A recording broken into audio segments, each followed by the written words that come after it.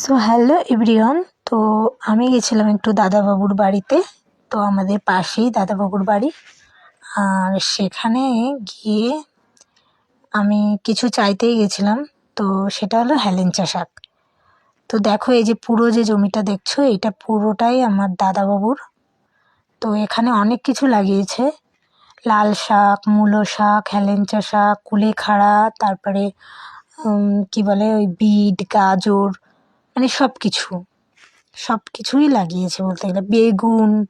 বেগুন গাছগুলো এখনো বড় হয়নি।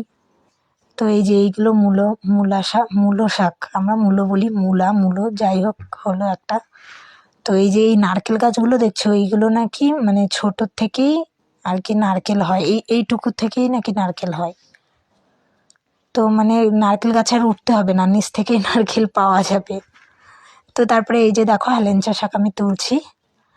আর আমি তারপরে তুলে নিয়ে এসেছিলাম বাড়িতে। এবার এসে আমি রান্না বসিয়ে দিয়েছি, কুটে ভালো করে ধুয়ে ঠুয়ে নিয়ে এসেছি।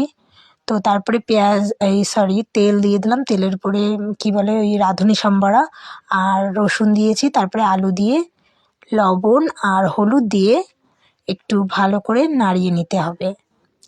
তো তারপরে নাড়ানো হয়ে গেলে ওর মধ্যে একটা আগে থেকেই ভাজা ছিল এই মাছের মাথাটা। তো এটা আমি দিয়ে, মানে ভাঙার সময় কড়াইটাই উল্টে যাচ্ছিল। তো তারপরে আমি এর মধ্যে জল দিয়ে দিলাম, কারণ ওটা মাথাটা ভাঙা যাচ্ছিল না। জল দিলে মানে নরম হয়ে যাবে, তো এমনিই ভেঙে যাবে নাড়ালে পরে। তো তারপরে কটা লঙ্কা দিয়ে দিলাম, মানে লঙ্কাগুলো মাঝখান থেকে চেরা আছে। তো তারপরে আমি ঝোলটা যখন জাল হলো, দিয়ে দিলাম শাকগুলো। অ্যান্ড শাক দেওয়ার পর তারপরে আরেকটু জাল হওয়ার পর দেখো ফাইনাল কালারটা এরকম এসেছে। এবার আমি এটা নামিয়ে দেব। তো দেখো, তোমাদের কেমন লাগলো অবশ্যই কমেন্ট করে জানিও। আর এরকম ভিডিও পেতে চাইলে অবশ্যই আমাকে কমেন্ট করতে হবে। টাটা।